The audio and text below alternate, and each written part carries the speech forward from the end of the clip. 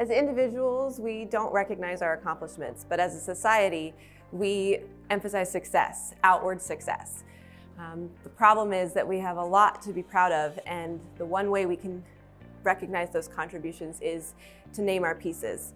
I've discovered that as individuals we have about 6 pieces: spiritual or moral, creative, professional, our roles and responsibilities, our place within our community, and our race or ethnicity.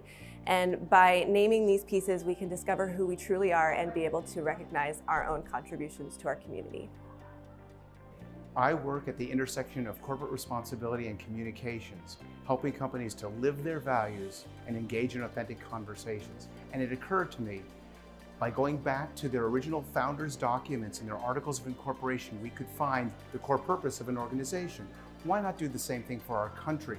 Going back to the writings of our founding fathers, the declarations, the constitutions, but also the letters they shared and the ideas they shared, to help us have a dialogue, to focus on that which unites us, which is so much greater than that which we're allowing to divide us.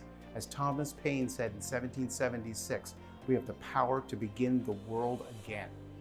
Why not start today? Hi, my name's Rachel Branke, and this is my elevator pitch. So many people want to revolutionize and change society, but they think that they don't have the skills, the money, or the know-how. I really do have the solution to how we can make vast change that every one of us can do. From a very young age, we just want to be included and be invited into inclusiveness. But a society that promotes inclusiveness and tolerance, we do a really poor job of hiding behind social media and not making genuine interactions. In my TED Talk, I want to share with you guys how invitations and the steps of giving an invitation through genuine and authenticity, we can increase physical health, mental health, emotional health that's going to increase productivity in society, pair relationships, create positive relationships, and actually reduce medical costs overall. I'm going to share lessons that we've learned actually from organized crime, how that inclusiveness structure, while they may not use it for good, we can take the same ideas, apply it, and promote and revolutionize a better society. Hello, my name is Dutch Martin, and here's my 1-minute pitch. I'm the product of my mother's extramarital affair. That's right, I said it. I'm a child of infidelity, something we don't talk about. We talk about the 70% of black out of wedlock birth rates and all that, but we never really talk about the percentage of children born from their parents' indiscretions. Well, I feel we need to talk about it because I know I'm not alone. One of the things that I realized during my yoga teacher training, yes, I'm a certified yoga instructor, is that I don't have to be ashamed of what my parents did. And I know there are others out there.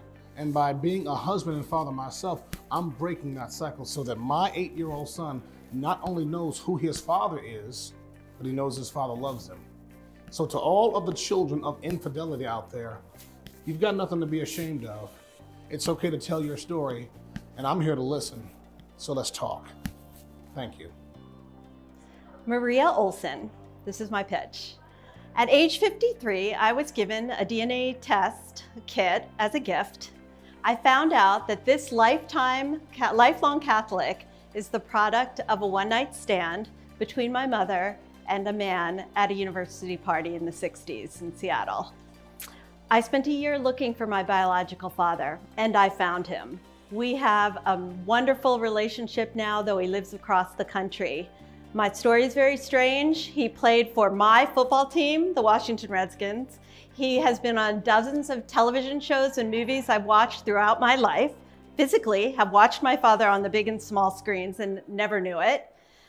But my story, or my idea, is to share with other people as this Pandora's box of DNA test kits gets wider and wider, that we are not alone, that we are not defined by our biological parents' actions, that there is support available for all of us, and that this can indeed present vistas for new self-discovery and additional facets to our identity.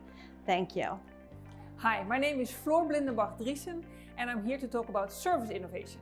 In today's era of artificial intelligence and all these tech companies that are taking over the work of a lot of service providers, we may forget that if we're ill or have a serious legal issue or any other problem, we still want a human to help us out because we want someone to listen to us and be treated as a human and not as numbers. That means that we need to also bring our service providers, our engineers, our lawyers, our clinicians, our accountants into this 21st century through innovation. I know from my research that it's more difficult than you may think, because they don't have the skills, they don't have the scale itself in their work, and they need to generate today's money, billable hours. There's a lot of things that inhibit innovation, and I would love to give a TED Talk how the professional services can be brought into the 21st century. Thank you. My name is Danielle Nkojo. This is my elevator pitch. I got an email from a woman named Joanne a few days ago. Joanne said, "I've been doing the right thing. I shop thrift, I mend, I repair, I use old items for rags. But how many rags does it take to clean a one-bedroom apartment? I now have a huge bag of rags. I'm willing to take the bus or the metro, but to where? Where?" Joanne was asking me the right question. I'm an experienced waste and materials management expert.